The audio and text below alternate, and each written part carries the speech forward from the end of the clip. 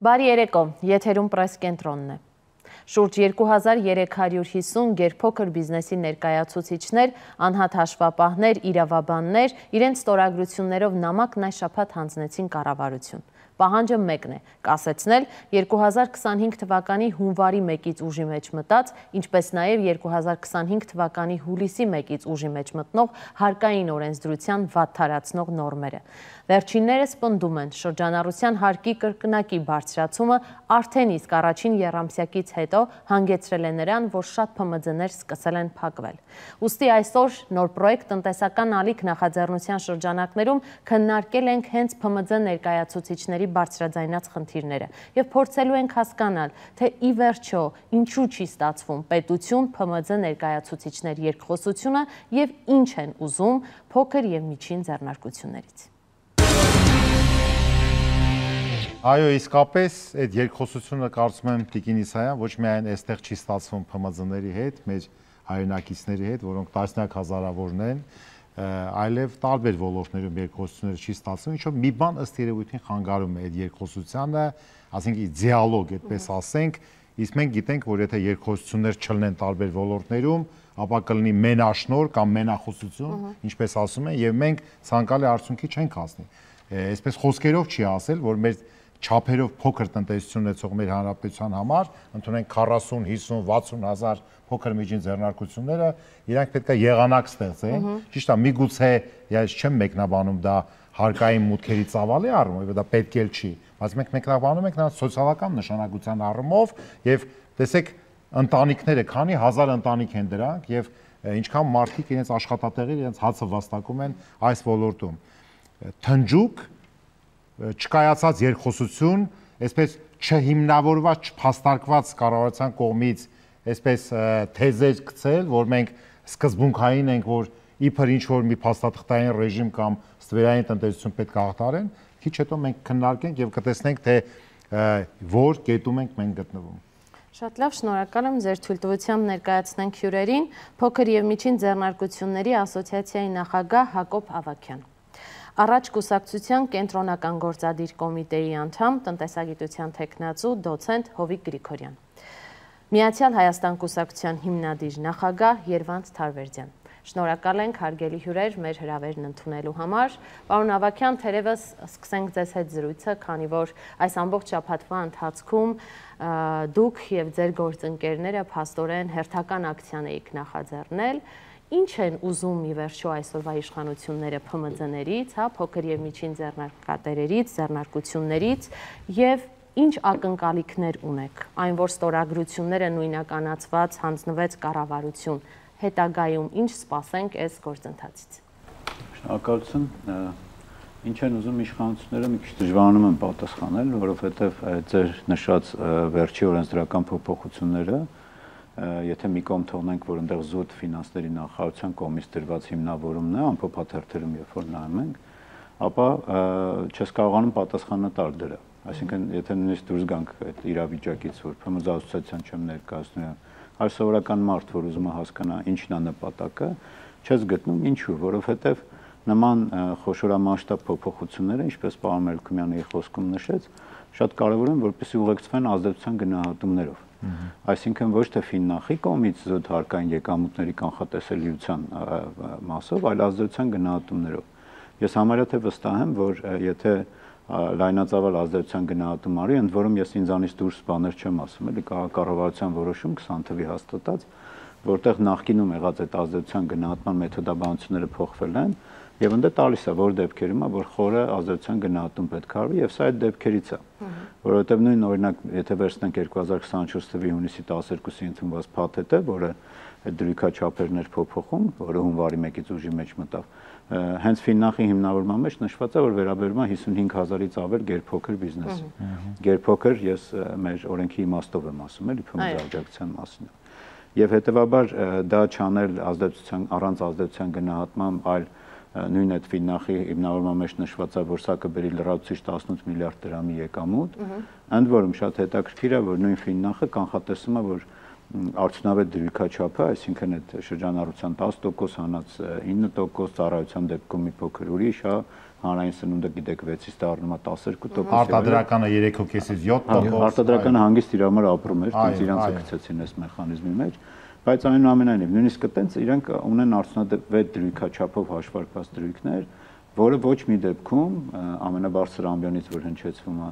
1%, 1.5%, այդպես չի, այսինքն նույն բանի նախագծի հեղինակները, օրինակ նույն առևտրի ոլորտում կանխատեսում են, որ արդյունավետ դրույքաչափը կլինի 2.3-ից 2.7%։ Այսինքն ակնհայտ է, որ կանխատեսում են հարկի դրույքաչափի բարձրացում։ Բայց ելի վերադառնալով ազդեցության գնահատման, մենք մի բան մոռանում ենք, որովհետև գործ ունենք միայն ֆիսկալ քաղաքականություն մտածողության տեր մարդկանց հետ, ամենևին անձանց առանց վիրավորելու, ասում եմ, նրանց գործը է դա, հա։ Մենք մոռանում ենք հակառակ կողմը, որ կան երբեմն ու աշխարհում էլի, այսինքն սա դա բացառություն չի, դեպքեր, երբ որ այդ ազդեցության գնահատումը արվում է, ու սկսում են օրինակ գնահատել վարքագծի կանոնի փոփոխություն տեղի կունենա, թե չէ։ Այսինքն նույնիսկ այն տնտեսավարողը, որը պատշաճ վճարում էր նախկին ռեժիմով, ապա իր մոտ վարքագծի կանոն փոփոխություն տեղի կունենա, ու ինքը ընդհանրապես դեմարշ կանի չի վճարի։ Իհարկե, ես չեմ բացառում, որ միշտ եղել են ու կլինեն աշխարհում էլ այտենց տնտեսավարողներ, որոնք փոքրին ուղղված քաղաքականությունը օգտագործում են իշա իրենց, ու դա բիզնես կանոններ է, այսինքն ցանկացած բիզնեսը ինչ որ պահի ինքը մտածում է ինչ ավելի խելոք, այսպես ասած, քաղաքականություն վարի, որ կարողանա ավելի քիչ հարկ տալ, հա, բայց դա մեր խնդիրը չի, այսինքն ի նկատի ունեմ իրականում այլընտրանքային հարկման ռեժիմները, որոնք որ ստեղծված են հենց գերփոքր բիզնեսի համար, դա նրանց խնդիրը չի, որ չեք կարողանում գտնել նրանց, ովքեր ում համար դա ստեղծված չի եւ թաքնված են ստեղ, եւ բռնել կացնային ռեժիմով այս ամեն ինչը վերացնել։ Շատ բարի, պարոն Ավագյան, կներեք, ես այսպես միջամտեմ, շատ ճիշտ դիպուկ ասեցիք, մենք էլ մեր նոր պրոյեկտ տնտեսական ալիքը, կարծեմ այս շաբաթվա սկզբում հայտարարություն տարածեց, այդ թվում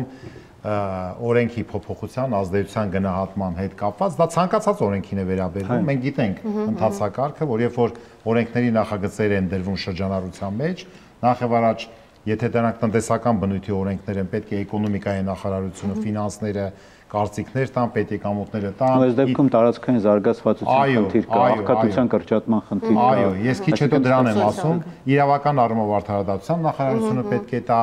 եթե ինչ որ սոցիալական ուղղվածության բաներ կան, սոցիալական եւ աշխատանքի նախարարությունը, առողջապահության եւ այլն, բայց տեսեք, դրանից բացի, այսինքն երբ որ ասում ենք ազդեցության գնահատական, հասկանում ենք, քանի աշխատատեղ կփակվի, քանի բիզնես կփակվի, քանիսը կբացվի, միգուցե բացվում էլ, ամենակ չի փակվում, այ որ պայմաններում կբացվի եւ հաշվի առնելով այն հանգամանքը, որ բիզնեսները, այս տիպի բիզնեսները գերփոքր, դրանք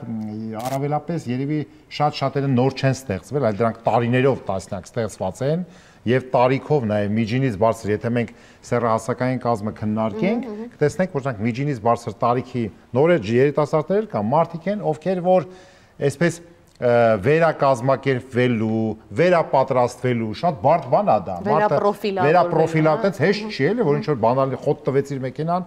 անջատեցիր, հետո վերապրոֆիլավորվեցիր, մարդիկ հետո տարիներով հմտություններ, կարողություններ են ձեռք բերել, որոշակի կապեր են ձեռք բերվել, շատ տիպիկ էր ոսկերիչների օրինակը, որ ասենք ոսկին այնքան թանկացել է, որ այդ խոշոր ոսկին կարող է վերափոխել մի քանի փոքրի, հիմա դրա փաստաթուղթը որտեղից են գտնելու, ասենք ոնց անեն, տարիներով եւ այդ գույքագրումը եւ տուգանքները միլիոն դրամի, սա մեկ եւ երկրորդ, հարգելի գործընկերներ, բացի նրանից, որ ազդեցության գնահատական պետք է լինի, նաեւ պետք է լինի հանրային քննարկում։ Ցանկացած օրենք, հիմա պետք է հարց տանք, այն ինչ որ կատարվում է, ում հետ է այդ հանրային քննարկումը կատարվել։ Եթե լոկալ է կատարվել կամ սահմանափակ է կատարվել, ուրեմն օրենքի պահանջը չի կատարվել։ Այսինքն սրանք հարցեր են, որ պետք է, եւ ես հիմա պարոն Ավագյան հարցս ուզում եմ ուղղեմ։ Ես մի հատ կարճ արձագանք։ Իհարկե,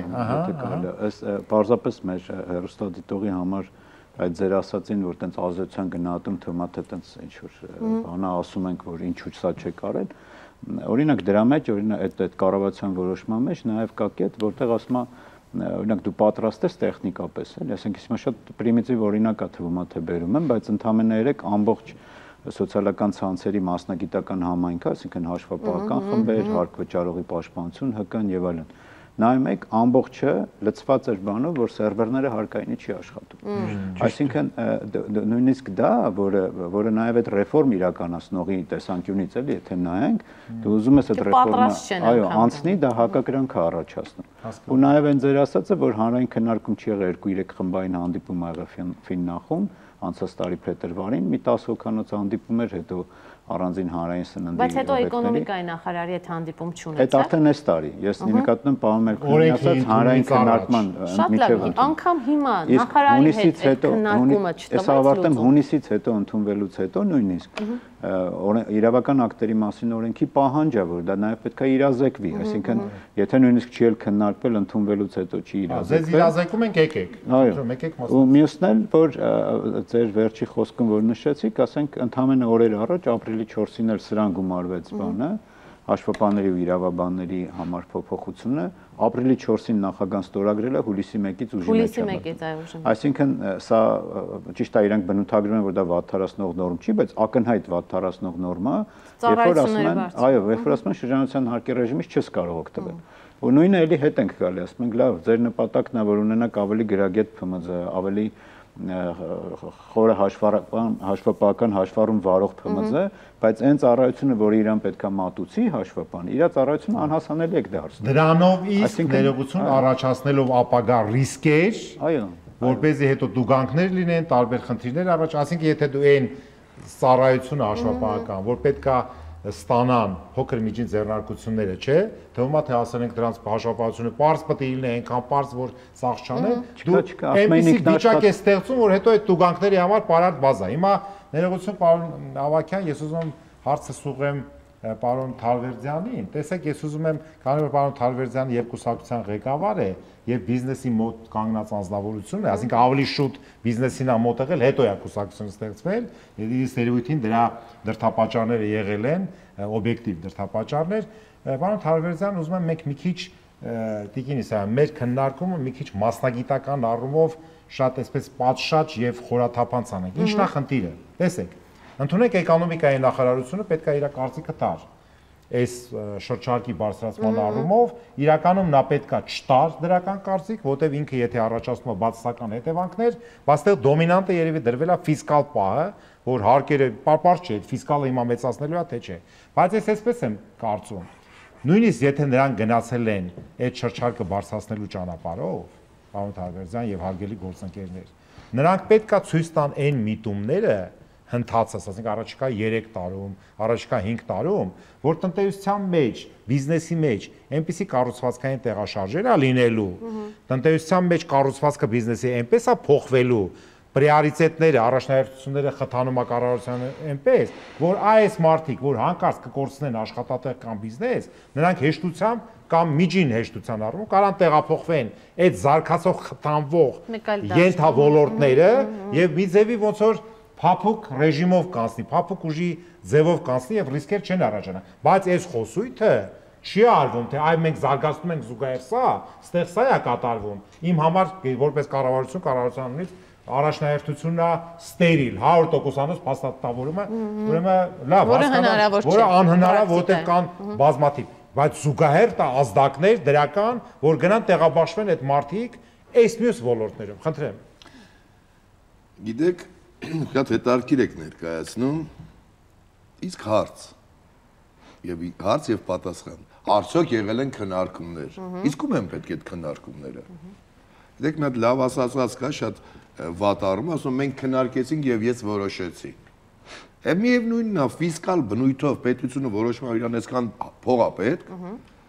Եվ հետ հաշվարկ են անում, թե որտեղից կարան այդ փողը հավաքեն։ Պետության կառավարումը այսօր սխալ մոդելով է իրականացվում։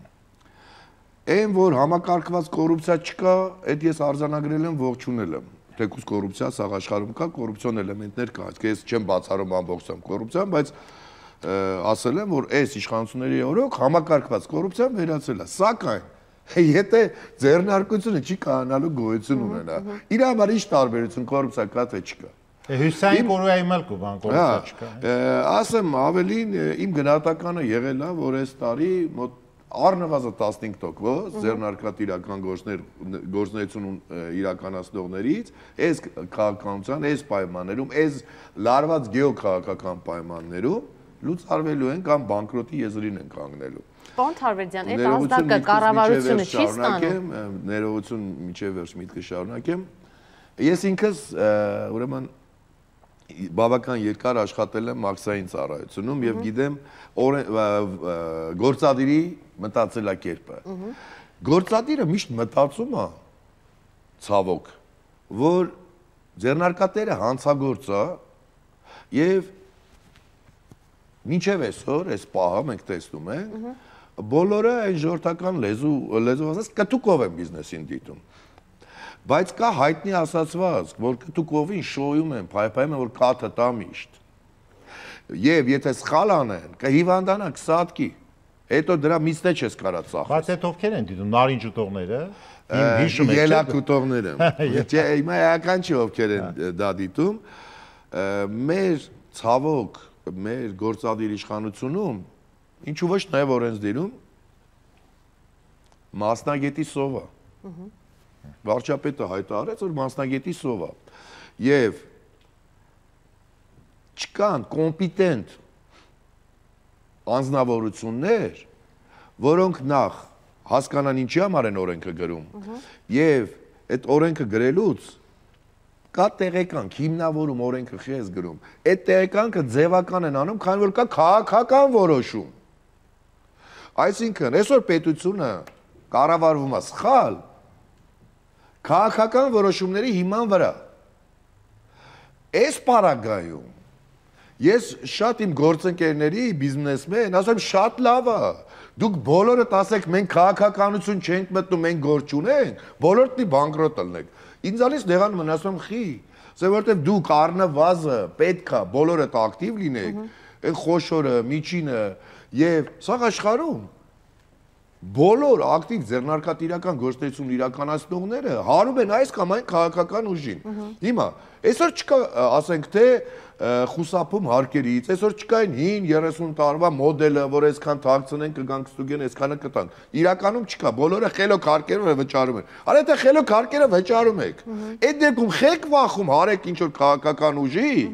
որը ձեր իդեաները քաղաքական առումով կբարձրացնի։ Անկամ ստորագրա հավաքներ եւ այլն, բոլորը մենք քաղաքականության հետ գործ ունենք, ոչ մի քաղաքական ուժ չմիանա մեզ։ Կոնկրետումից են վախենում։ Իրանք միֆ են ստեղծել, այդ միֆից են վախում։ Հասկանում եք ինչն է իրականում կարևոր։ 2350 բիզնես ներկայացուցիչ ստորագրել է, չի վախեցել, բայց դրա արձագանքը լինելու է։ Իրենք առանձին, իրենց ոլորտային միությունը պետք է գիտակցենք եւ փորձը արկա է։ Չեն կարում լոբի անեն այդ օրենսդրությունը։ Հետեւաբար քաղաքական ուժ պետք է լինի։ Երկրի ամբողջ օրենսդրությունը, այդ թվում տնտեսական, իսկ հարկային քաղաքականությունը մտնում է տնտեսական բլոկի մեջ, կարող է միայն եւ միայն ուզում է մենք դա ուզենք, ուզում է չուզենք, ուզում ենք դա սիրենք, թե չսիրենք, միայն քաղաքական ուժերը կարան արել։ Շատ բարի, ձեր միտքը մտապահեք, պարոն Թարվերդյան, չմոռանաք։ Հա, արձագանքեք, հետո հարց ունեմ մեզ։ Իրականում ես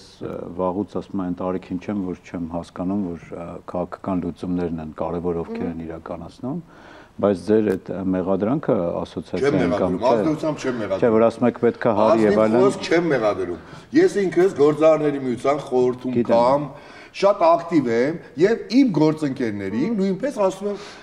կամ մի դժգոհեք կամ որևէ քաղաքական ուժին հարեք, այնքան ուժեղա մեր երկրում տնտեսական դաշտը,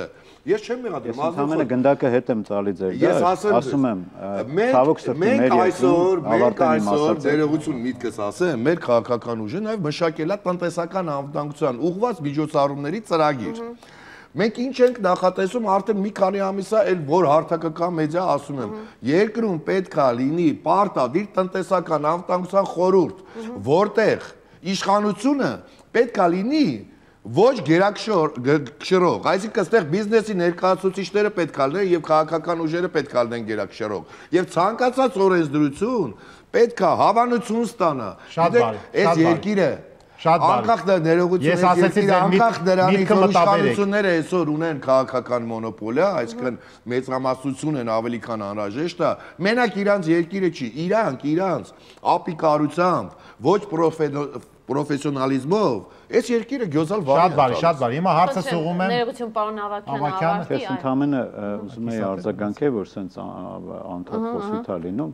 Ցանկացած երկրում ընդ որում սա ասում եմ ես համակարծիք եմ մեր լուսահոգի Կարանին Վարդանյանն ով UIT-ի տնօրենն էր մեր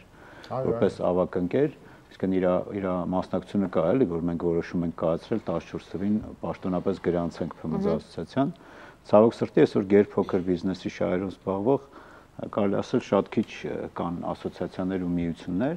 ու երբ որ քաղաքական ուժերը ասում են դուք տենց ասեք չենք զբաղվում, շատ լավ, դա նորմալ է որ չեն զբաղվում, բայց երկրորդ մասը որ ասում են որ պետքա հարի եւ այլն, այդ մենք չպետքա հարենք, այդպես պետքա գան քաղաքական ուժերը, ասեն օրինակ ասոցիացիաներին ու միություններին, ինչ պատվեր ունես, ինչ քաղաքական պատվեր ունես քո մասով, ես գնամ անեմ։ Այսինքն մենք բազմաթիվ օրինակ նույն հանդիպումներ ենք ունեցել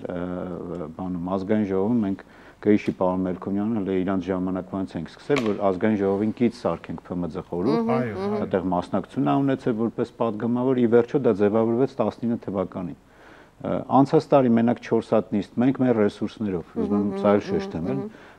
ու մեր գործընկեր կառույցներին այդպես ինչ-որ խնդրելով փորձագետ դրաման 3-4 նիստ ենք հրավիրել տնտեսական հանձնաժողովում, գործող ազգային ժողովի անդիմադիր տնտեսական բլոկի падգամավոր մի անգամ չի մասնակցել այդ նիստին։ Դե ասում եք բանթարվեցին։ Որում ասածս է նա, որ դա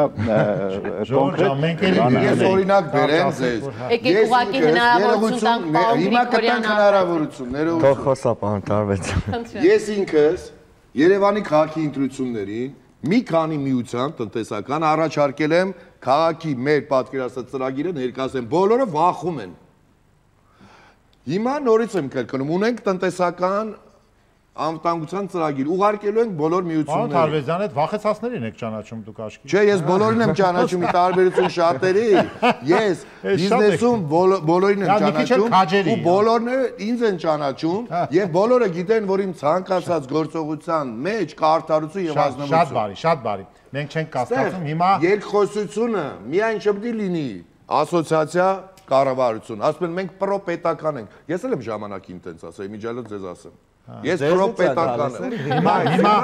փոփոխվել եմ եւ ասում եմ, ես ինքս բոլորին առաջարկում եմ։ Շատ բարի։ Հիմա ձայնը տալիս ենք պարոն Գրիգորյանի, ես ուզում եմ մենք տանենք, տեսեք, process-ները պարոն Ավագյան, իսկապես մեր երկրում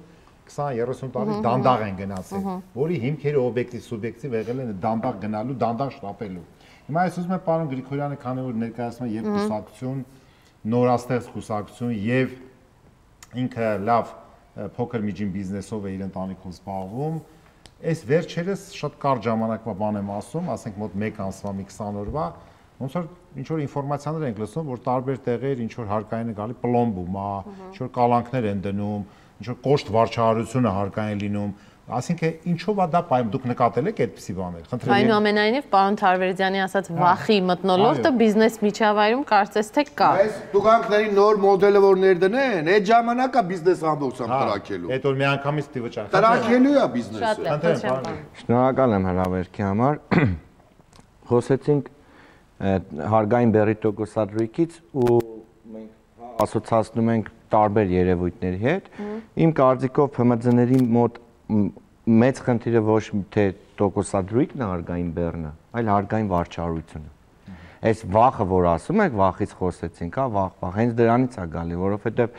ՓՄԶ-ն միշտ ինքը փոքր եկամտով, փոքր կազմակերպություններ են, որոնք ունեն իրանց ոլորտը հիմնականում սպეციფიկ ու ըտեից ունեն փոքր շահույթ, որի մի մասը տալիս են իրենց հաշվապային կամ ֆինանսիստին, ինքը երամսյակի կտրվածքով կամ ամեն ամիս հարկային աչորտները տալիս է։ Հիմա այդ ծախսն էլ ավելանալու։ Ես էլ ծախսից չեմ խոսում, ես խոսում եմ վարչարությունից։ Հիմա արդեն հաշվարկներ, օրվա մնացորդ, ծախսագրում, այսինքն երևույթներ են, որ շարքային փոքր ՓՄԶ-ի համար դա խնդիր է։ Ու երբ որ մարդու մոտ վախը երբ առաջանում, երբ որ անորոշությունը Հիմա մեր բիզնես ոլորտում, հատկապես փոքր ու միջին բիզնեսում այդ անորոշությունը բերում է խուճապի։ Տեսեք, QR կոդերի ներդրումը, որը աբսուրդ է, որի պատասխանը ոչ մեկը ոչ չի տվել, թե այդ QR կոդերը ինչի ներդրվեցին, ինչն էր պատճառը, ինչ տվեց դա, բացի լրացուցիչ խնդիրներին։ Վարչարության խստացումը, տուգանքների բարձրացումը, հարկային բեռի բարձրացումը, ինչ է տալու։ Խոսում ենք շրջանառության հարկից, մենք այս թեմա ավելի խոսել ենք։ Շրջանառության հարկի պետական բյուջեի եկամուտների մեջ շատ քիչ տոկոս է կազմում։ Իմ գործընկերը նշեց 18 միլիարդի մասին են խոսում։ Կներեք, 25 թվականի կառավարական դաշաների ծախսը 25 միլիարդ դրամ է։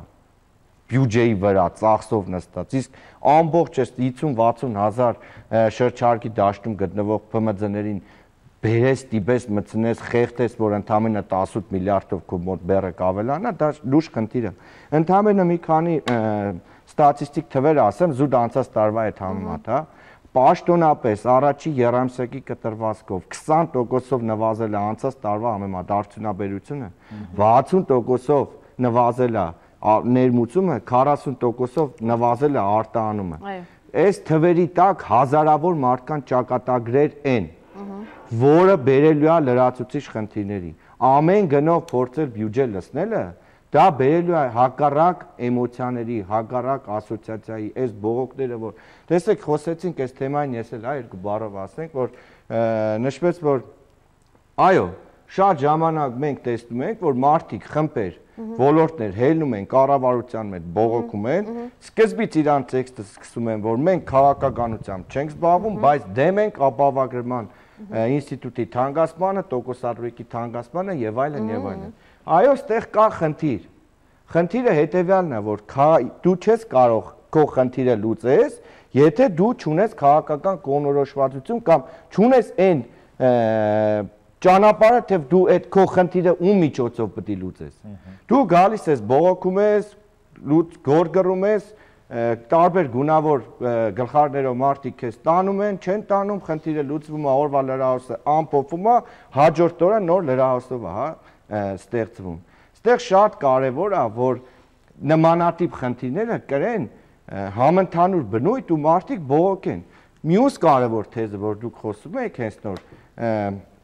կապված նրա հետ, թե մարդիկ բողոքելուց, հա, բողոքելու ժամանակ ինչու են խուսափում քաղաքականությունից, կամ երկրորդը, հա, ամենակարևորը, որ խոսում ենք, որ մարդիկ չեն համաձայնվում քաղաքական բիզնեսը հատկապես չի համաձայնվում ինչ-որ քաղաքական թևին հարել, ելնելով մեր հասարակության մենտալիտետից, ես ձեզ ասեմ, շատ լավ էլ հարում են, շատ լավ էլ հարմարվում են ուղղակի օրվա իշխանության հետ։ Հարմարվում են, չեն հարում։ Համ հարում են, չէ,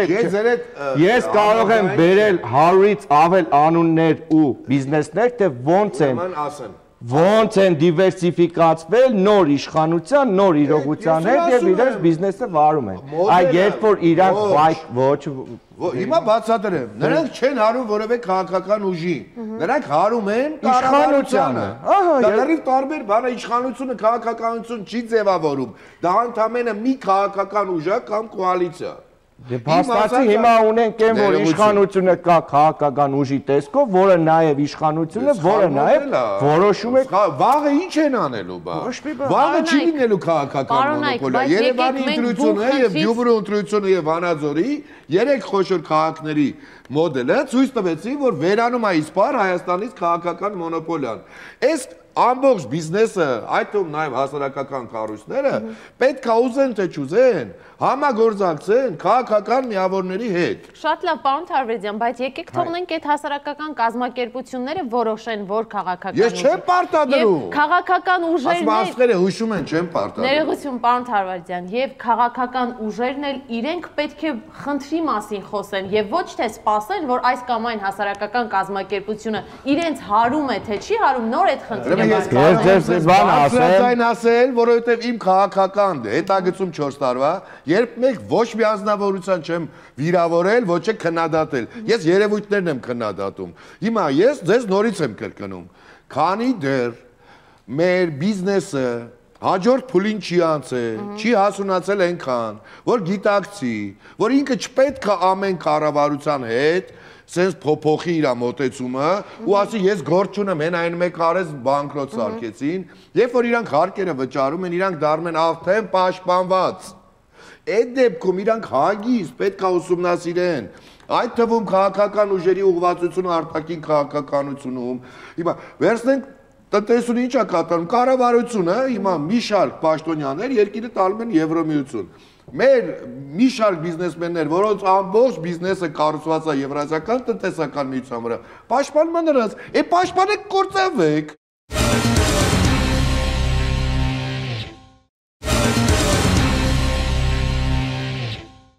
այս վերջի 5 տարում, 7 տարում, 10 տարում մեր տնտեսության որ ենթաճյուղերն են պետության իշխանության աջակցությամբ առաջ շարժում, կշիռը մեծացնում, բայց մենք տեսանք, որ իրական սեկտորը, իրական հատվածը, արդյունաբերություն, գյուղատնտեսություն, շինարարություն անկում ապրել։ Նշանակում արդյունաբերությունը հունվար-փետրվարին 19.6%-ով անկում ապրել, առևտրաշրջանառության մասին ընդհանրապես։ Քաղաքաշինությունը անկում ապրում, այս հարկերը վճարները անշարժույթի մարդիկ է ցանել վիճակ, որ աշխարհում ոչ մի բան չի ցանկում։ Բայց հիմա այդ պարագայում էկոնոմիկայի նախարարությունը եւ պատկան մարմինները դե ռեկոմենդացիաներ տան այդ տեղաշարժերի, որ մարդիկ sense շիվար չնայեն։ Հիմա իսկ ինչ վերաբերում է քաղաքական կողմնորոշումների, տեսեք, իրականում ամբողջ աշխարհում տենց չի որ անպայման փոքր միջին բիզնեսը պետք է հարի այս կամ այն։ Մարդիկ ուզում են ազատ ոչ մեկին էլ չհարեն, ոչ մեկին անուն ազգանալ չիմանան, այլ բան է որ մեր երկրում ստեղծված ավանդույթը միշտ սիրում է որ դու պետք է մի քաղաքական հենարան ունենաս, որ մեղմ ասած անտեր չմնաս, որովհետև այնը որ մի քաղաքական հենարան չունի, པարզ չի, ինքը պաշտպանված է թե չէ։ Բայց աշխարհում է տենց։ Չէ, այդ եմ ասում։ Առանց քաղաքական հենարանի աշխարհում մեծ բիզնես գոյություն չի։ Չէ, մենք փոքր միջին բիզնեսի մասին ենք խոսում։ Փոքր միջին բիզնեսը պետք է ունենա համարձակություն, գոնե իր խնդիրը ներկայացնողի հետ համագործակցի։ Այո, հիմա ասածը սա, ես նորից եմ ասում, մի տարուց ամենաշատը ընտրությունները։ Հա։ Այս ամբողջ քաղաքական դաշտը, որ ձևավորված է Հայաստանում եւ ամբողջ բիզնես դաշտը, ես երբ որ ինձ ասում եմ, շատ լավ է, մի տարի հետո ճիշտ ընտրություն կանենք, կընտրեք այն քաղաքական ուժերին, ովքեր բիզնես պատկերացնում են ու բիզնեսի վրա դողում են։ Մի տարին պիտի կարողանան գոյատևեն տվյալ կազմակերպությունները։ Այսօր հաշվարկը օրերով է գնում, հաշվարկը օրերով։ Համաձայն եմ, հիմա թող գնան դիմեն այն մարդկանց, որոնք քաղաքական են նաև, ասեն եկեք, մի հատ քննարկում անենք, նորից եմ կրկնում, որոշումները պետությունում կայացվում են միայն եւ միայն քաղաքական ուժերի կողմից։ Ստեղ նաեւ բիզնես եւ այլ քաղաքական, անգամ արտախորհրդանական ուժեր, որոնք ռադիկալ չեն։ Իմիջիալոց ասեմ, մեր քաղաքական ուժը հայտնի է որպես ոչ ռադիկալ ուժ։ Պետք է չռադիկալ լինենք։ Իմաստ չկա, սա հայ է։ Հիմա գալիս է, հիմա տեսեք, հիմա հարցը սուղում է պարոն Ավագյանին, տեսեք։ Ասում ենք ի վերջո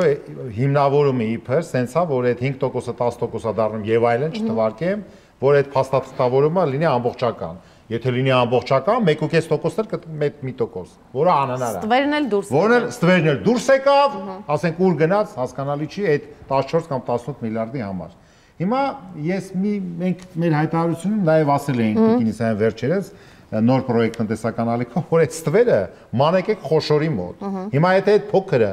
խոշորից ապրանքա վերցնում, ընդունենք առևտրի ոլորտում, որ իրացնի եւ եկամուտ ստանա, շահույթ ստանա, հիմա այդ խոշորը ի վերջո ինքը փաստաթուղթ տալիս է փոքրին, փոքրը չի ուզում ցույց տա,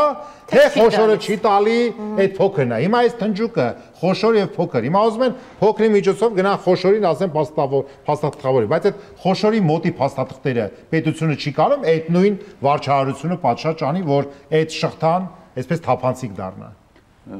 Այս մի հատ ինքը վատ բան է, խոսույթ է ու շրջան է, այդ որ մտնում են խոշոր փոքր ու տեղել է, էլի մանիպուլյացիա։ Կեղծ թեզ է։ Բայց նման խոսույթ եղավ, էլի դուք գեիշեք պարոն 2014 թվականին։ Երբ որ այո, երբ որ էլի այտենց խոսակցություններ եղավ, այս նաև ուզում եմ զուգահեռել պարոն Թարվերդյանի ասածին, որ բիզնես ասոցիացիաները, առևտրի պալատները, առևտրաարդյունաբերական պալատ, արդյունաբերականների միություն, գործատներ եւ այլն, դրանք ուզենք թե չուզենք ըստ օրենքի իմաստով նրանք ապաքաղաքական են, որովհետեւ նրանք կան, կլինեն, կառավարությունները կգան ու կգնան, այսինքն իմ համար այսօր ամենամեծ ցավն է, որ Հայաստանի առևտրաարդյունաբերական պալատը ստվերված է։ Ну այնքանով որ ես եմ, այսինքն իրան հավուր պատշաճի չեն հրավիրում իրան, բայց դա ինստիտուցիոնալ կառույց է, որի երկրորդը ես չեմ կարող բացել։ Դա օրենքով ստեղծված։ Որը ունի նաև լուրջ խնդիրներ։ Լուրջ, վես ունեցող, կշիռ ունեցող Ֆրանսիայում ես շատ սեր գիտեմ շամբրը դե կոմերս Ու ինդուստրի։ էլի կրկնում եմ Մեր պալատը ունի շատ լուրջ խնդիրներ։ Դե ասում եմ եկեք այդտեղ չմտնենք, որտեղ ընդ շատ խորքային բաներ կա, որ կարող ենք չգիտենք, բայց ասածս այն է, որ այդ դեպքում որ քաղաքական միավորները գնում են ասում են պալատ ինչա քո պատվերը, քաղաքական պատվերը տնտեսական մասով, դուր ես կանեմ։ Երբ որ գնում են անում են XYZ քաղաքական ուժերը գնում են, հաղթում են, անում են, նրանք արդեն տեսնում են, որ ունեն տեղից ոնց որ ասած աջակցություն։ Այս քաղաքական կտորն եմ ասում։ Առանձին վերցրած յուրաքանչյուր ՓՄԶ այդ թվում ես որպես ֆիզանց իրավունք ունեմ ընտրեմ քաղաքական որևէ միավորի եւ աջակցեմ։ Բայց այստեղ էսա տարբերությունը։ Վերադառնալով պարոն Մելքումյանի ասածին 14 թվին ՓՄԶ ասոցիացիան ու իր գործընկերների հետ շնորհիվ մենք այստեղ ունենք մի հատ լուրջ խնդիր, որ կառավարության ղեկավարը այնպիսի մոտեցում է իրան ու իր շուրջ այնպիսի մարդկանցով շրջապատել, որ ինքը վաղուց փոքր բիզնեսին չի լսում։ Վերջին անգամ մենք որ հանդիպել ենք այդ թեմայով եղել 2018 թվականի հունիսի 11-ին, որի ժամանակ այդ երկու բանն եմ ասել, մեկը այն որ վերականգնի երկխոսությունը ՓՄԶ-ի հետ ու կտրվելու է իրականությունից, եւ եղել է այդ հանդիպում 2018 թվականի հունիսի 29-ին, կարող եք իր կայքում նայել, դրանից հետո վարչապետը ՓՄԶ միությունների կամ ՓՄԶ խմբերի հետ հանդիպում չի ունեցել։ Սա խոսում է նրա մասին, որ մեր ուսայելի բացառություն չի ձեր նախաբանում, որ ասացիք, նույն կլինի ֆիզիկական անձանց եկամուտների հայտարարագրում եւ երբ որ դու անում ես ինչ-որ բան, քո տեղակալները կամ քո նախարարները ավելի կաշկանդված են քեզանից կամ այնտեղ ինքներդ գիտեք, գործադիր մարմնում տարբեր կրքեր ու բարքեր են գնում, երբեմն մարդիկ իրենց անձնական ամբիցիան բավարարելու համար մի կոմենտ դնում, թե այդտեղ մի քանի հազար հոգու ճակատագիր կարա խեղաթյուրվի կամ լռում են, օրինակ կարա ինչ-որ նախարարություն լռի ֆիլնախի հետ վատամարդ չլինելու համար, որտեվ ասենք կարող է 1 միլիարդի ինչ-որ հարց։ Այդ գիտեք ինչի է նման ներողություն, որ ասում են ինչպես էս, ասում են շատ զգուշ։ Ահա։ Մոտավորապես դրա նման։ Այսինքն այդ քաղաքականությունը, ես այս օրինակներին չեմ բերում, 14 թվականին, երբ որ Հովիկ Աբրամյանն էր կառավարության ղեկավար, ընդհանրապես մենք իրար հետ ոչ շփում ենք ունեցել տարբերություն ներկայիս կառավարության ղեկավարի հետ, որ ասենք եւ որպես падգամավոր, որպես լրագրող շատերը առիթ են ունեցել շփվել, մենք շփում չենք ունեցել։ Բայց այդ բողոքի ակցիաները եւ այլն որ եղավ, ուղիղ կանչել է վարչապետը, փակ, առանց որևէ բանի նախարարի, չէ, առանց նախարարի, որ իրան չասեն, չէ, սուտ ասում եւ այլն։ Ուղիղ համարյա ժամ ու կես մեզ լսել է, այսինքն իրական օրինակներով ու բան։ Ուտեղից սկսվել է երկխոսությունը։ Կամ նույնը վերցնենք, ասենք շրջանառության հարկը ներդրվել է առանց ասոցիացիայի պարոն Թարվերդյան 2012 թվականին, երբ որ կար բիզնես սփորտ օֆիսը, ես ընդեղի որպես փորձագետ մեր այդ գործընկերների հետ միասին գնացել ենք Վրաստանում օրինակը նայել ենք, վերել ենք էկոնոմիկայի փոխնախարարին այն ժամանակ ներկայացրել ենք, տարի առաջ վարչապետին ներկայացրել 13-ի հունվարից ընդունվել է օրենքը։ Այսինքն սրանք ընդ որում այդ մենք այդ ամեն ինչը անցել ենք 12 թվականին, երբ որ ինքնուրույն ազդեցության գնահատում ենք։ Շեմն էլ փոքր էր 50-30-ին։ Մենք գնացել ենք Արդյունաբերողների միությանը կարծիքի, գնացել ենք այն ժամանակ հանրային խորհուրդ կար, հանրային խորհրդում կարծիք, մենք էինք հավաքում տեղեկանքները, որ ով ինչ դրական, բացասական եւ այլն, այսինքն սենց է ընդունվել։ Իսկ ինչ վերաբերում է, որ ասենք հիմա ինչու է այտենց, դրա միակ պատճառն է, որ մենք ունենք կառավարման ճգնաժամ։ Ընդ որում փողի կարիք ունենք։ Չէ, փողի ամենամեծ բանը, եթե փողի կարիք լինի,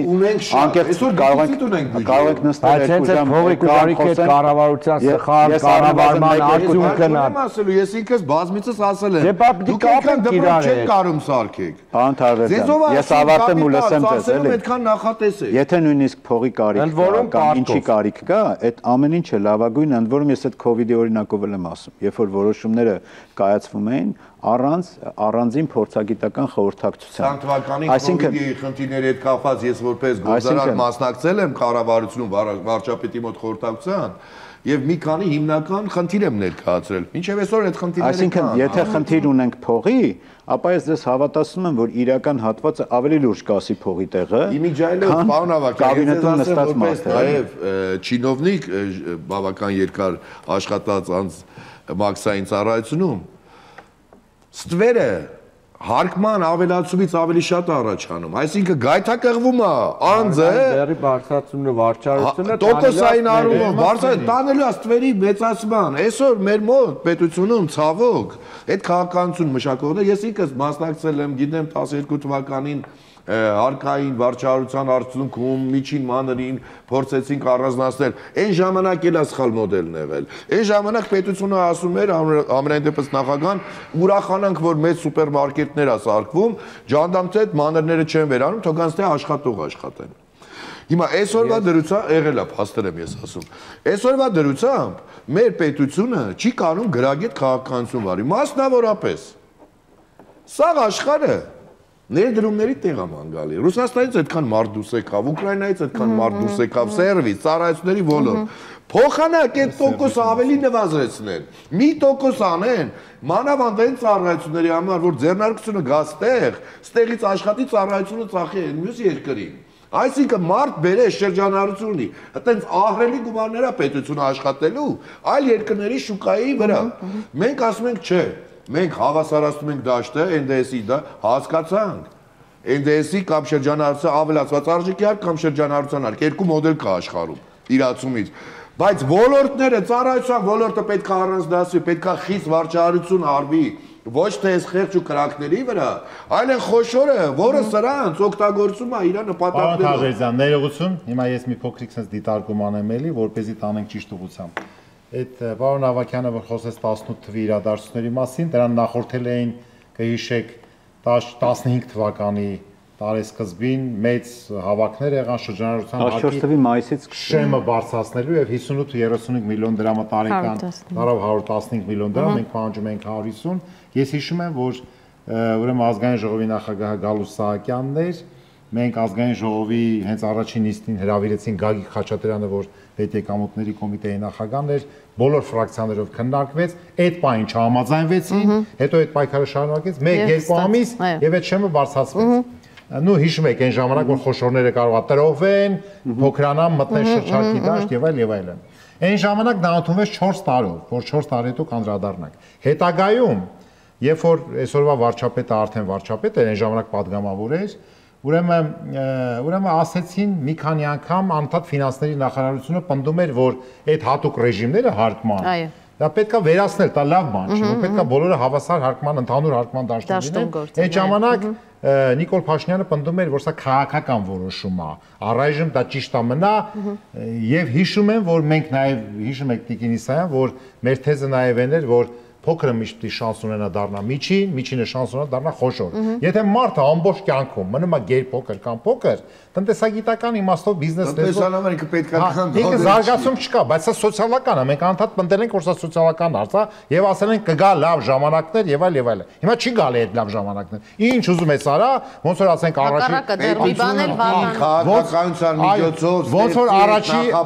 առաջի Արցախյան պատերազմի ժամանակ լույս չկար, էս չկար, այն չկար, գազ չկար, ասում ենք ձգեք ձեր գոտիները լավ ժամանակների համար, այ մեր երեխեքի համար, հետո ինչ եղավ։ Հիմա այս նույնը բիզնեսի համար ես բերում եմ ուրվագծում եմ սա տեղայնած բիզնեսի վրա կգան լավ ժամանակներ։ Ես չգիտեմ կգան թե չէ, հույս ունենանք որ կգան։ Ժամանակը գա, բայց կարող համբերի։ Այո, կարող է համբերի։ Այդ մարդիկ ի վերջո որ փակվեն, այդ հայաստանվելու են, ասեն, այդպես չէ։ Այսօր էլ են շատերը, ես ձեզ ասեմ, որտեվ շատ եմ շփվում շատ միջին բիզնեսի հետ։ Մի շարք մարդիկ ինձանից դաժե անգամ կարծիք են հարցնում, որ պետություն գնան այս բիզնեսը այնտեղ զարգացնելու համար Ռուսաստանի որ մարզական, եվրոպական որ երկիր գնան։ Ես ասեմ, տղեկ, մի գնացեք, մնացեք, ես երկրում լավ ալնել, ասում են, երբ, ասում եմ 26-ին։ Բայց բաներ էլ կա, ուզում են Վրաստան էլ տանեն։ Օրինակ կոֆե հաուզը։ Հետո ցես պարոն Մելքուրյանը կհրավիրի առանձին ժամուկես կխոսա։ Թույլ տվեք արձագանքեմ կախված շրջանառության հարգի հետ, որ 12 թվին նշվեց, ամբողջ խնդիրն եկավ նրանից, որ 2004 թվականին ներդրված պարզեցված հարկը 12 թվականին դարձավ շրջանառության հարկ։ 13-ի հունվարից է ուժի մեջ մտել, մինչև էլ պարզեցված շահութարկ դրեցին սրա նման մոդել, մի տարի աշխատեց, այնքան տուգանեցին բիզնեսը դուրս եկավ։ Նրանում, որ խնդիրը դա հենց այդ էր, որտեղ էր, որ պարզեցված հարկի ինստիտուտը փոխվեց, ներդրվեց շրջանառության։ Լրիվ նման էր լոգիկան ունի։ Լոգիկան նման էր, բայց էությունը ամբողջությամբ տարբեր էր։ Եկեք ես ձեզ կտամ ժամանակ, կտամ։ Դե հիմա եթե ես աթոռի համար վճարում եի 40000 ու ամբողջ հաստատագրված վճարն։ Թեկուզ հաստատագրվածը բարձրացված հարկ չէ, տարբեր չէ, ես էությունն եմ ասում, որ շրջանառության հարգով սկսվեց այս ՓՄԶ-ներին կամաց խեղդել, հետո 14-ին շեմի բարձրացում, հիմա արդեն թե տոկոսատվիկի բարձրացում, թե վարչարության խստացում, որը արդյունքում բերում է այս թվերի նվազեցմանը։ Հայաստանի Հանրապետությունում պաշտոնապես յուրաքանչյուր 4-րդը կատ է, այսինքն սպառողական զամբյուղի 99%-ը լրացվում է առաջի սպառման ապրանքներով։ Մենք այստեղ անելիք ունենք, ոչ թե հարկային վարչարության փոփոխման, ոչ թե հարկի բարձրացման, Դες դուք նշում եք, ասում եք ամենալավ ներդրումային տեղն է։ Մի հատ պատճառ ասեք, որ պետք է ներդրողը այստեղ Հայաստանի Հանրապետությունում հիմա ներդրում անի։ Ասեք, պատճառ ասեմ, նախ թվերի նվազեցման պատճառը հարկային վարչարությունը չի, ոչ էլ հարկային բերի փոփոխությունն է։ Ներողություն ասեմ, դուք ինքներդ ձեզ հակասեցիք, դուք ասում եք ընդհանրապես 18 միլիարդ է վճարում փոքր բիզնեսը, հետո ասում եք այդքան անկումը դրա պատճառը այն է, որ արտահանումը ոսկու, որը Ռուսաստանից ներմուծում էր արտահանում էր վերարտահանումն է, մեր կապ չունի մեր ասածի։ Դուք շրջանառություն եք ասում, հիմնավորում են, բացատրում են, որ ուսանողներին հետո ինձ օրինակ կբերեք, ասեք Երևան Թարվերձյանը, որը քաղաքական գործ ամեն բեսան տնտեսությունից հասկանում է, ինձ ասում է, չէ, ճիշտ չես ասում։ Այսօր Երևան Թարվերձյանը շատ ագրեսիվ կապ չունի իմ ասած ներողություն, միտքս միջև չարտահայտեմ։ Թվերի նվազեցումը կախված է այդ զուգահեռ արտահանման, վերարտահանման հետ, երկրորդը աշխարհակաղակական իրավիճակի փոփոխության։ Այսօր ամբողջ աշխարհը ճգնաժամի մեջ է։ Ազնիվ խոսք, ձեզ ասեմ, այսօր Ռուսաստանի դաշտությունում էլ փող չկա, Ամերիկայի Միացյալ Նահանգներում էլ փող չկա, Եվրոպայում էլ փող չկա։ Ես ամեն օր շփվում եմ բոլոր աշխարհի բոլոր երկրների իմ ընկերների հետ։ Ստեղ մոտեցումը, բազեցված, հաստատագրված եւ այլն հարկման մոդելները, ես պարոն Ավագյանի հետ լիովին համաձայն եմ, որ տարբեր են իրանց տրամաբանությամբ։ Լրիվ տարբեր։ Ստեղ մենք պետք է մշակույթ ձևավորենք։ Ասեմ ավելի, նույն հարկումը պետք է լինի եւ արտոնություններ պետք է լինեն։ Պետք է լինի պարզեցված ուրեմն հաշվետվության ներկայացման կարգ այն կազմակերպությունը, որը միկրո է։ Այսինքն, եթե խոշոր ձեռնարկություն է միլիարդների շրջանառությունը եւ 10 մինչեւ 10 հոգի մինչեւ 100 միլիոն, նրա համար պետք է լինի ո՞նց է հայտարարագիրը։ Մենք որպես քաղաքական ուժի ներկայացուցիչներ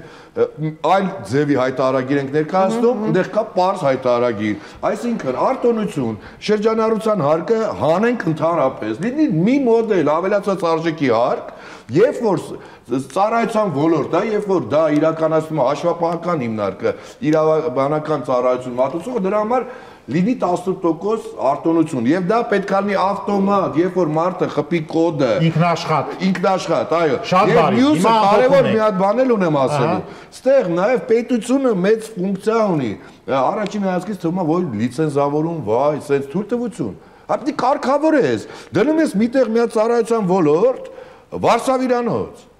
Մեկ էլ 5 օրից հետո ես 30 հատ կողք եղավ, այս մարդը արդեն չի կարա ինքը դրական արդյունք ունենա։ Պետությունը պետք է հաշվարկներ անի, կանոնակարգի դա։ Հիմա մենք մեղք չունենք, որ այսինքն մենք մեղք ունենք որպես ընտրող, որ մեր պետությունը կառավարում են ապիկար, բանից անտեղյակ Համապատասխան կրթություն փորձ ունեցող անձինք, որոնք իմիջիալոց ասել եմ ու կրկնում եմ։ Ուրիշի կարծիքն էլ փորձել չեր ուզում։ Բայց միգուցե այդ պետական ապարատը երկու անգամ կրճատենք, եթե ծառայություն չեն մատուցել։ Սով ունեն կադրային։ Այստեղ այդ սովը գնալու է, դեֆիցիտը մեծանալու է, որտեղ մի շարք պրոֆեսիոնալ, արհեստավար մարդիկ չեն ուզում այդ թիմի։ Շատ բարի, ամփոփում ենք։ Մեզ դիտում են բազմաթիվ ՓՄԶ ներկայացուցիչներ։ Որն է մեսիջը։ Մարդիկ կանգնել են իրենց բիզնես գործունեության արդյունքում, կանգնել են լուրջ խնդիրների առաջ։ Բարեխիղճ վճարել են հարկերը։ Հիմա այս հարկային փոփոխությունները վատթարացնող նորմեր են իրենց համար։ Ձեր մեսիջը ո՞րն է։ Իմ մեսիջը, եթե կարող եք մի տարի սպասեք։ Եթե չեն կարողանում, բիզնեսը աշխատում է, հարկերը հիմա պետք է վճարեն։ Ստիպված մի տարի սպասեք կամ սպասեք արտահերթ ընտրություններին։ Այս իշխանությունը, եթե որոշումը կայացրել է, որ սա անելու է, նա մեղադրելու է հներին, ասելու է ձեր վաղ կաշարկել, իբա թող բերեն հարկ մուծեն ու անցկացնելու է։ Խոսք եմ տալիս որպես քաղաքական ուժի ղեկավար, որ 26 թվականի ընտրություններից հետո կամ 25-ի արտահերթ, երբ որ հայտնվեմ ազգային ժողովում, առաջինը բարձրացնեմ այս հարցը, ազգային ժողովում քննարկման ներկայացնեմ, հրավիրեմ բոլոր հասարակական կառույցների ներկայացուցիչներին եւ մարդ, որը բիզնեսը երկու տեսանկյունից պատկերացնում է, համ որպես հարկատու, համ որպես հարկահավաք, օբյեկտիվ լուծում գտնենք։ Շատ բարի։ Շատ լավ, շնորհակալություն, պարոն Գրիգորյան։ Ես ավելի կփորձեմ մասնագիտական առումով ներկայացնել այս ամեն ինչը, ոչ թե քաղաքական։ Իմ կարծիքով ճիշտ կլինի, որ համապատասխան ինստիտուտների միջոցով համընդհանուր բոյկոտ տանեն։ Ուրիշ լուծում չեմ գտնում։ Այո, այստեղ հիմքում այս փոփոխությունների դրված է ոչ թե հաշվարկները, թվերը կամ բյուջեի ավելացումը կամ նվազեցումը, այլ պարզապես քաղաքական որոշում։ Մի րոպե, բոյկոտը ինչ ձևի անում։ Տարբեր ձևերով թող արտահայտվեն, չգիտեմ, նույն ԲՄԾ-ները, որ միացել են, դե պետք է գտնենք այդ հնարը։ Բոյկոտը բացառվում է, որովհետև Դե պարոն Թարբերյան, դու որ խոսում ես չէ խանգարում, ցավը տանեմ։ Ոչ մի Միքով, եթե դու ձեր խոսելուց արձագանքեք, ես չես ստացվի այս հարցազրույցը։ Ոչ մի մարդու ում տանում են դատեն, դու նրան չես կարող ասես մի օկտոբի իրավաբանի։ Շատ բարի, պարոն Գրիգորյան, հավարտեցիք։ Խնդրեմ, պարոն, շարունակեք։ Բայց ներողություն եմ խնդրում, ուղղակի այնպես բան առաջարկենք, որ դա ալնի էլի։ Թե դուք ասում եք 26 թվին եկեք ինձ ընտրեք, ես կանեմ, հիմա ես այդ չեմ առաջարկում։ Ես ասում եմ, Հետ է սրնելու ախը։ Խնդրեմ, պարոն Գրիգորյան, ձեր առաջարկ։ տարբեր կառույցների, հա, ոնց որ իմ գործընկերն է, հա, իր կառույցով փորձեցին այդ 2000-ից ավել ստորագրավակի միջոցով բոյկոտը ներկայացնեն, ավելի համախմբված լինեն։ Այդ թեզիսը, որ մենք քաղաքականությամբ չենք զբաղվում, մենք եկել ենք ուղղակի մեր ընտանիքը պայելու համար, բողոքենք, որ մեր խնդիրները լուծվեն ու տարբեր խմբեր, տարբեր տեղ բողոք են անում։ Երբ որ միանան, հասկանան, որ խնդիրը ոչ թե ինչ-որ հաց ուտելու մեջ է, այլ քաղաքական որոշում է կայացվել ու պետք է պայքարեն հենց քաղաքական որոշումը կայացնողների դեմ ու երբ որ այդ ալիքը իրոք բարձրանա սոցիալական, այդ ժամանակ նոր բոլորը ամենավերևում կլսեն են ամենաշարքայինին, ով որ եկել այդտեղ կանգնել է։ Քանի այդ շարժը փոքր է, ոչ մեկ չի լսելու իրեն։ Շատ բարի։ Ես կնեք, ես էլ ասեմ, այո 26-ի նախընտրականի ժամանակ բոլորը գալու են, բոլորը ասելու են, որ մենք ձեր անունից եկել ենք, ձեր բոլոր խնդիրները կլուծենք։ Եկեք հիշենք խոստումները այս կառավարությանի վերջում։ Ես չեմ ուզում իրանց մասին ընդհանրապես պետք չի խոսել, քննարկելու բան չկա։ Դրա հակառակը խոսք են տվել։ Շատ բարի։ Խոսել են ամեն ինչից, բայց այլ են ընդհանրապես հակառակը։ Դրա համար մենք խոսում Պարոն Ավագյան, խնդրեմ։ Պարոն Ավագյան, պիտի խնդրեմ նաև կառավարության այդ աջակցման ծրագրույն մասին, հա, խոսեք ձեր ամփոփիչ խոսքում։ Ի վերջո, դա աջակցության ծրագիր էր, թե չէ, հա, Ինչո՞ւ 7 միլիարդի մասին, հա, խոսքը։ Խոսքը գնում է մարտի 3-ին Հայաստանում նշվում է գործարարի օրը, կառավարության որոշում կա, Կարեն Կարապետյանի ժամանակ այդ ընդունվեց։ Նախորդ անգամ մենք մեր ՓՄԶ-ների հետ մարտի 3-ին տենց որոշեցինք էլի այդ բողոքի ակցիան անենք, որ մեզ լսեն։ Դրանից 2 օր առաջ կառավարության նիստով վերեցին կառավարության որոշում, որով առևտրի ոլորտում գործունեություն ծավալողների համար ասում էին, լավ հասկացանք ձեր վերած խնդիրներից մի հատը ընդունել ենք,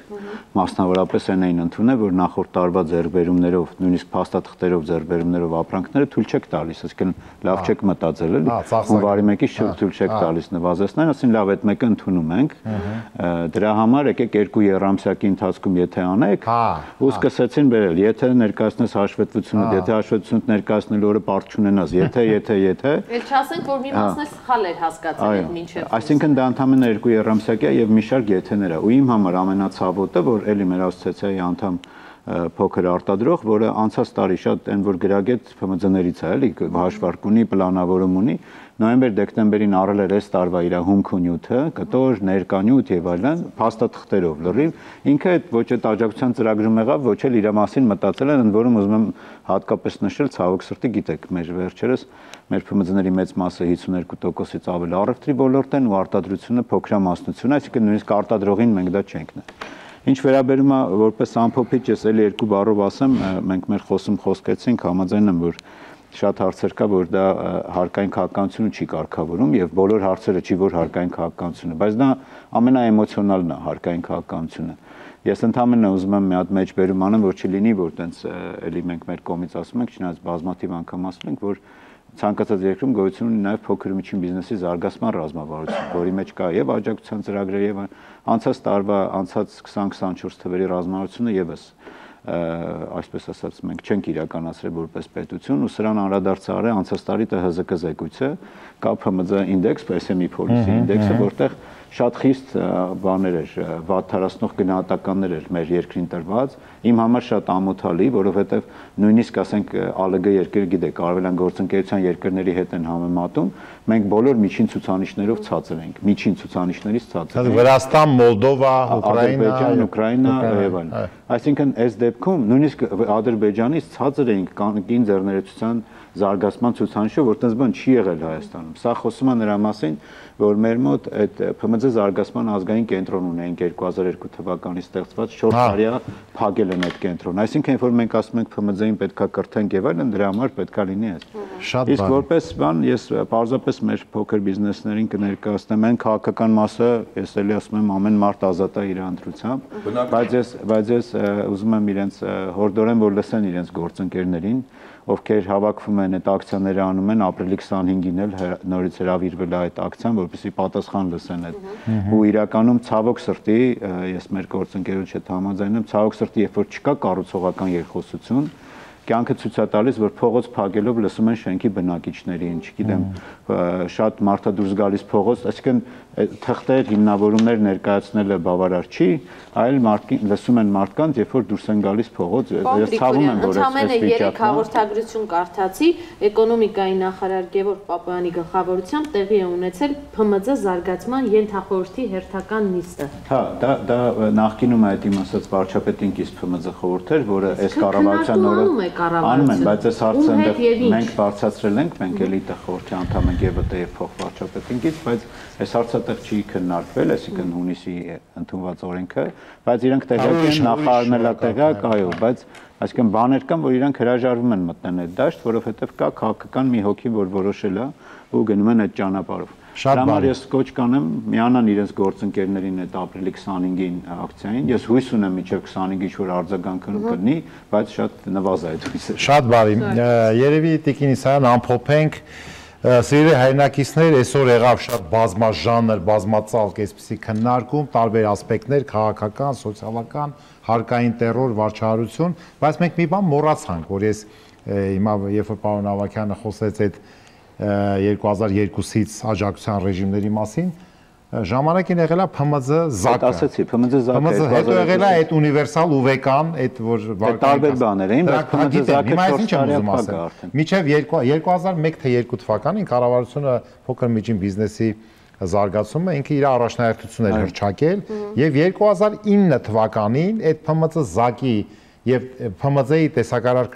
կշռի գնահատումը ոնց որ դադարեց։ Այն ժամանակ ես հիշում եմ 2008-ին հասել էր համախառն ներքին արդյունքում դա իրատեսական 18-ին 23.8%։ Հա, չէ, 2008-ին 41.5% էր հասել 2008-ին։ Հետո ինքը կամած այդ նորմալ զարգացած երկրներում 49 է։ Հա, 49։ Հիմա པարզ չի թե հիմա փոքր միջին բիզնեսի տեսակարգշիռը Հայաստանի համախառն ներքին արդյունքում ինչքանն է։ Շատ քիչ։ Ոչ մեկ այնքան քիչ է, որ չեն էլ ուզում դրա մասին վիճակագրություն չկա եւ այլ եւ այլ եւ այլն։ Զարգացած երկրներում կա 60%, 70%, լավ, դրա մասին չի խոսքը։ Խնդիրը մարդակենտրոն բիզնեսը պաշտպանելու, քաղաքակիրթ կեցվածքով, ինչպես ասեցինք, երկխոսություն ծավալելու, մնացած արդեն քաղաքական նախասիրությունները, կլինի ճաշակի հարց, ով ում կհարի, ինչ կանի եւ այլն, բայց մենք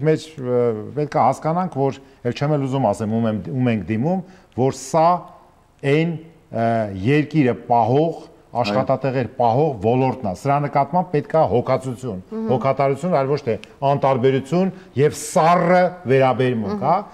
Ինչևէ, հարգելի գործընկերներ, շնորհակալություն, մեր քննարկումը ստացվեց, կարծում եմ սա պետք է լինի պարբերաբար, ինչպես ասում ենք, եթե այդ դիալոգները չկան, հենց մեր տաղավարը նոր պրոյեկտ տնտեսական ալիք, հենց դիալոգի համար է։ Մենք չենք թաքցնում։ Պետական հատվածին հրավիրեք։ Այո, կհրավիրենք, խնդիր չկա։ Պետական հատված, առայժմ մենք սկսում ենք ոչ պետական հատվածից եւ կարծում եմ, որպես այդ մեսեջները ուղարկենք։ Պարոնայք, շնորհակալ ենք հրավերն ընդունելու համար, այո, մեր քննարկումը հենց ապահովեց այդ բազմակարծությունը, հա, այստեղ նաև տարաձայնություններ լսեցինք, որովհետև մենք պիտի հասկանանք, որ այս ՓՄԶ-ների հետևում մարդիկ են կանգնած իրենց ընտանիքներով, ովքեր աշխատում արարում են մեր երկրում եւ ուզում են գործունեություն ծավալել առնվազն այս երկրում, որ եւ հարկ են վճարում աշխատավարձ ստանան։ Այո, եւ այդ հարցերի կարգավորման համար ներողություն եւ այդ հարցերի կարգավորման համար բարձրաձայնում են խնդիրները եւ այլն։ Պարոն Մելքումյան, բայց ես մի բան հասկացա, այս մեր նոր պրոյեկտ տնտեսական ալիք նախաձեռնության շրջանակներում մենք ինչ բարեփոխման անդրադարձել ենք, միշտ հանգել ենք նրան, որ համակարգային, այո, ընդհանուր դիտարկված չէ ռեֆորմները մշակողների կողմից, այսինքն լոկալ ինչ որ հարց լուծելու համար կարծես թե այսպես կարճաժամկետ ռազմավարություն են մշակում, եթե իհարկե մշակում է եւ դա իրականացնում է։ Երևի մշակողները իրան ժամանակավոր են։ Շատ լավ, ուստի մեր մեսիջը նաեւ մեր տաղավարից պետք է լինի այն, որ երկարաժամկետ ռազմավարություն մշակվի եւ փորձեն այս տնտեսական, մի կտորը ընդհանուր տնտեսության մեջ դիտարկեն եւ ոչ թե հակառակը։ Շնորհակալություն եւս մեկ անգամ։ Շնորհակալ եմ։ Եթերում պրես կենտրոններ, կհանդիպենք։